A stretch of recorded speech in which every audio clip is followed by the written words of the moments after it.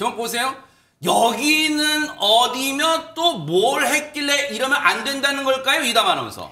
일단 지난달 23일 새벽 모두가 잠든 시각에 한 송파구에 있는 카페에서 벌어진 일입니다. 어허. 새벽이라고 했는데 카페가 열려 있다니 싶으시잖아요. 그러네요. 이게 24시간 운영되는 무인 카페에서 있었던 일입니다. 직원이 없는 이제 무인 카페잖아요. 네. 여기서 대체 누가 뭘 했길래 네? 여기서 이러시면 안 됩니다라는 말을 들었을지 영상으로 함께 보시겠습니다. 영상이 있어요, 네. 네, 카페 구석자리에 남여가 앉아 있습니다. 남성이 자리에서 일어나더니요, 어슬렁어슬렁 걸어 다니죠. 이 카페에서 손으로 뭔가 짚어보기도 하고요, 뭔가를 찾는 듯한 이 남성. 네. 유리문으로 바깥도 한번 힐끗 보더니요, 매장에 불을요 꺼버립니다. 네?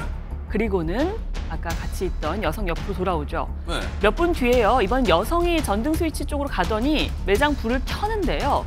불을 켤지 말지 고민을 했는지 몇 번 불을 껐다 켰다 하다가 이내 자리로 돌아가서 저렇게 눕기도 하고요. 네. 소파에 눕기도 하다가 결국은 카페에서 시간을 보내고는 아침이 밝자 나갔습니다. 그리고 택시를 타고 유유히 떠났습니다. 아니, 전혜연 평론가님, 저기가 24시간으로 운영되지만 무인 카페였잖아. 카페! 숙박업소가 아니잖아요. 지금 뭐 한 거예요, 저 인간들? 그렇습니다. 요즘 무인 점포가 많이 늘어나고 있는데 그건 사실 고객들이 어느 정도의 선을 지켜주리라는 믿음하에 운영이 되고 있는 건데요. 이 고객들은 마치 말씀해 주신 것처럼 무슨 숙박업소 이용하듯이 마음대로 이용을 했습니다.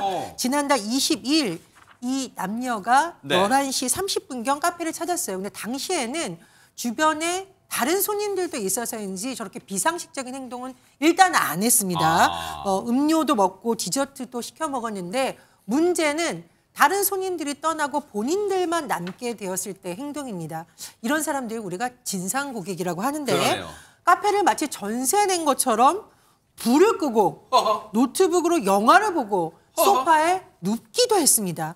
1시간도 아니고요. 6시간 동안 저렇게 카페를 본인들의 집처럼 운영한 다음에 불을 꺼둔 채로 택시를 타고 가게를 떠났습니다. 누가 보면 자기들 가게인 줄 알겠어. 이 카페 사장님은 나중에라도 이 영상 보셨을 거 아니에요. 얼마나 황당 시츄에이션이었을 거예요. 얘기 들어보시고 이어가 보도록 하겠습니다. 아침에 이제 가게를 가니까 불이 꺼져 있었어요. 그래서 이게 무슨 뭐가 잘못돼서 불이 꺼져 있었나만 생각하고 있었는데 이제 가게 핸드폰을 보니까 새벽 1시쯤에 물건을 구매해도 되냐라는 문자가 와 있더라고요. 혹시 밤에 불이 꺼져 있었나라는 생각이 들더라고요. 그래서 그때 CCTV를 돌려보니까 그 밤에 오신 두 분이 불을 껐더라고요. 정말 황당했죠. 그 남의 그 영업장에서 불을 끄고 있는다는 것 자체가 저는 이해도 안 가고. 세상에 박성배 변호사님, 그 24시간 무인 카페, 평소 그게 24시간 무인 카페인 걸 알고 어떤 손님이 오셨다고 불이 꺼졌네? 이거 저희 카페에 좀 이용할 수 있어요라고 사장님한테 문자를 보냈나 봐요, 세상에. 결국 카페 측은 가게의 이 남녀를 향한 경고문을 부착했습니다. 그 경고문 내용을 보면 저희는 24시간 무인으로 영업하는 매장입니다. 마음대로 불을 끄고 영화를 보는 공간이 아닙니다. 라고 적혀 있습니다. 이 글 아래에는 남녀가 매장 불을 끄고 노트북으로 영화를 보는 모습도 담겼는데 이 카페 측은 영업 손실 손해배상 청구 예정이고 3월 4일까지 연락 없으면 경찰서 사건 접수하겠다라고도 덧붙였습니다. 3월 4일까지 연락이 없으면 경찰에 사건 접수하겠다. 근데 박주희 변호사 오늘 며칠이에요? 오늘 3월 11일이죠. 딱 정확하게 일주일이 되는 날입니다. 그래서 저희 뉴스파이터 제작진이 한번 연락이 왔는지 이 영업주와 연락을 해봤는데요. 네. 그런데 이 영업주에 따르면 아직까지도 당사자들부터 아무런 연락이 없다라고 합니다. 그래서 결국에 지난 6일에 경찰에 이들을 신고했다라고 하는데요. 네. 사실 CCTV도 남아있고 결제 이력도 남아있기 때문에 당사자가 누구인지는 너무나 특정하기 쉽거든요. 네. 사실 본인들이 먼저 나서서 이런 사과라든지 연락을 했으면 됐을 텐데 결국엔 경찰의 도움을 얻을 수밖에 없는 상황으로 만들었습니다. 자, 신원을 파악하기는 금방 파악할 수 있다는 거. 근데 박성배 변호사님, 물론 지금 카페 사장님 입장에서는 분통 터져요. 그런데 혹시 저 인간들을 이제 경찰이 연락한다 해도 혹시 법적 처벌할 수는 있습니까? 지금 저 상황만 가지고? 이 사안은 흔한 예는 아닌데 실제로 위력에 의한 업무방해죄가 성립할 것으로 보입니다.